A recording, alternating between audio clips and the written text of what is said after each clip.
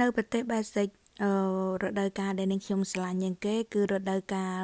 នេះឯងបងប្អូនគឺជាខែគេហៅប្រាំងតង់រដូវកាលផ្ការីកណាបងប្អូនគឺស្រឡាញ់ខ្លាំងមែនតើដោយសារតែងាកតាណាក៏ដោយគឺឃើញសិតតែផ្កាមិនថាផ្កា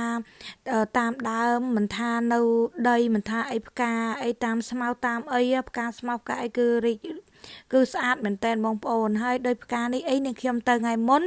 គឺនៅក្តៅពេលណាបងប្អូនចាតែអាទិត្យនេះគឺនាងខ្ញុំទៅបងប្អូនហើយគឺរីកស្អាតមែនតែនហើយបងប្អូនបងម្នាក់គាត់ខមមិនសួរនាងខ្ញុំដែរអូនផ្កានឹងឈ្មោះអីបងគឺបងអូនអត់ដឹងទេព្រោះផ្កាជនជាតិគេហើយដល់សួរជនជាតិគេតែម្ដងបានគេអឺគេដឹងអញ្ចឹងណាបើថាសួរកូននាងខ្ញុំគាត់ថាអត់ស្គាល់ទេម៉ាក់កូនអត់ស្គាល់ទេប្រភេទផ្កានឹងអញ្ចឹងទៅ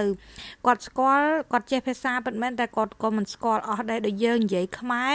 ចេះភាសាខ្មែរក៏យើងមិនទាន់ស្គាល់ពាក្យខ្មែរពាក្យសរសេរអីអស់ពាក្យជ្រៅអីអស់ដូចគ្នាអញ្ចឹងណាបងប្អូនហើយរដូវកាលនេះគឺនិយាយពីថាកលេចតាណាក៏ឃើញតែផ្កាដែរបងប្អូនចាហើយផ្កានេះបងប្អូនឃើញនិយាយដំបូងគឺក្តោបបន្ទាប់ពីក្តោបមកគឺវារីកឲ្យបានវាចាប់ផ្ដើមចេញស្លឹកវាមួយយ៉ាងណាបងប្អូនផ្កានៅស្រុកនេះដំបូងគឺវាចាប់ផ្ដើមចេញផ្កាមកវាចេញក្តោបបន្ទាប់ពីក្តោបគឺរីករហូតដល់ជ្រុះអស់អញ្ចឹងទៅចេញស្លឹកតាមក្រោយអាហ្នឹងប្រភេទផ្កានៅប្រទេសបេសិកនៅប៉ាកប៉ាតេបងប្អូននៅប៉ាកប៉ាតេអាស្វាញីអងបេសិកបងប្អូនណាដែលចង់មកមើលគឺអត់ទាន់ជ្រុះចាប់ទឹមតែចាប់ផ្ដើមរីកហើយទឹមតែជ្រុះបដាទេបងប្អូនជ្រុះផ្កាអីមកអញ្ចឹងទៅ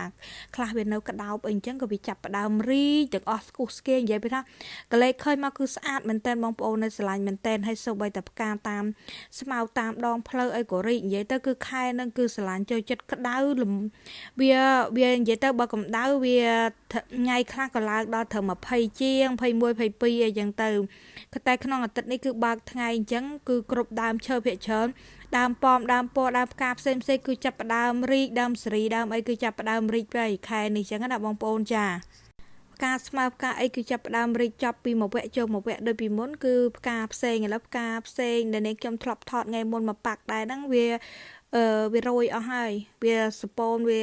ទៅអស់ឥឡូវចាប់ផ្ដើមផ្កាស្មៅគឺចាប់ផ្ដើមរីកម្ដងវាចាប់ផ្ដើមម្ដងទៅក៏វាស្អាតមួយយ៉ាងបងប្អូនអញ្ចឹងមិនថាគឺរដូវកាលផ្ការីកហ្នឹងគឺនេះខ្ញុំស្រឡាញ់មែនតើ